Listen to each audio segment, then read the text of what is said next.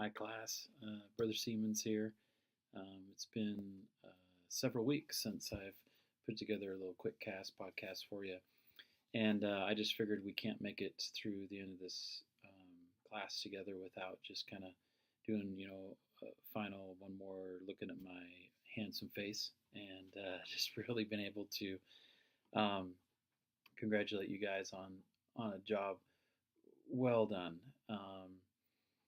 I, I say it often, and it's truthful, but all of us have life's challenges that continually come, even though we're maybe in a class to say, hey, I'm trying to better myself, and so God's going to take care of me, and He's going to bless me, and He has in many respects. But sometimes when we receive a blessing, we're hoping that things maybe will be taken away or will be healed.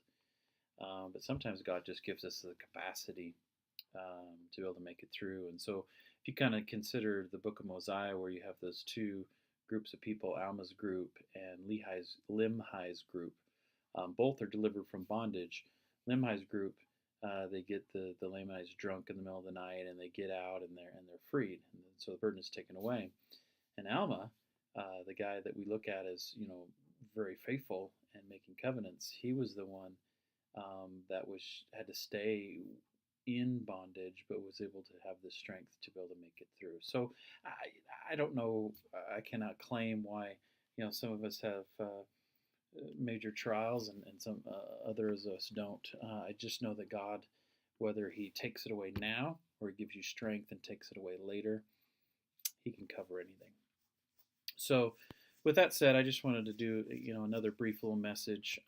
There's just two things you need to be aware of this week. You have two assignments, and you need to make sure that you get them in a timely manner. You'll have your gathering attendance report, and then your capstone report, where you're going to submit your work and just kind of a self-evaluation of how you did, and you're going to grade yourself, which is kind of fun.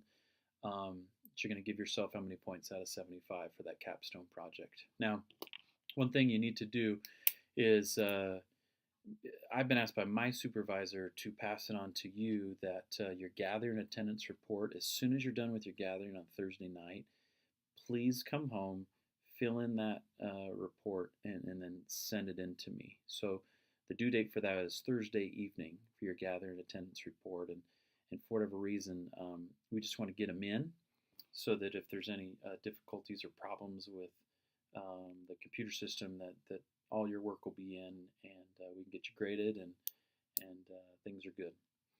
So with the last couple minutes here, I was reading a conference talk. This one right here.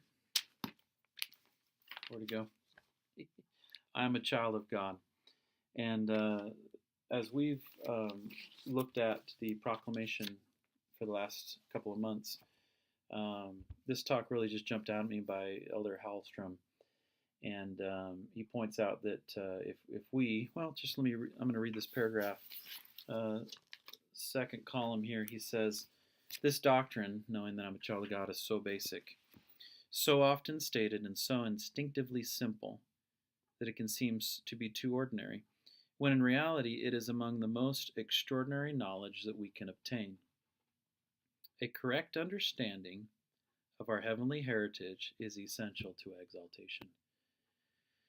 And he talks about that if we truly understand that we're children of God, then when the trials come, he says, how are we going to respond? Are we going to cry and complain and say, why me? Or are we going to say, I'm a child of God, and we're going to keep perspective and know that that this is a fallen world and there's tough things that happen, and we're going to move on.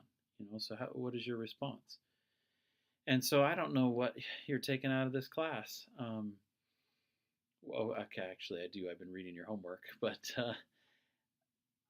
God is good, and I think a lot of you through this Pathway program have been so blessed by the efforts that you made, and just hold on to it and say, I'm a child of God, I'm here to be successful, and I'm going to do my best. And if the blessings come later as opposed to sooner, so be it. God bless you all.